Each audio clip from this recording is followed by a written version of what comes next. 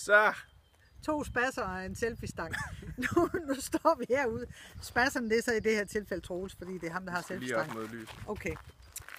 Nu står vi jo herude i Guds grønne natur, fordi det er jo her, vi har den her udendørs koncert med Ester Brohus den 12. august. Og det er her, hun spiller. Nej, det er her scenen, den bliver bygget op. Det er herhen af, vi sætter langbordene, hvor I sidder og spiser sammen. Også heroppe omkring, og der er jo miljø hele vejen. Og op ved huset, deroppe, der er buffeten. Det er vigtigt info. Det er vigtigt. Og barn. Jeg skulle lige til at spørge, hvor barnet er. Ja. Herop.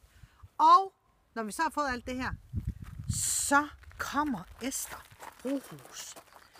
Fyrer den af her på scenen. Der. Imens du sidder der her i det grønne og forhåbentlig i tørvejr. Det bliver en fed aften. Billetterne, de ryger over disken. Troels, han er vildt begejstret. Ja. Vi kan altså kun være 200 mand, så hvis du tænker, jeg tør sgu ikke at vente. Ja, så! Jeg har lavet en fejl, så. Jeg har sat 15.000 på. Jeg retter den. Til 200 styks. Jeg ved ikke, hvad jeg skal sige. Det var nok ikke længe, før han er her mere.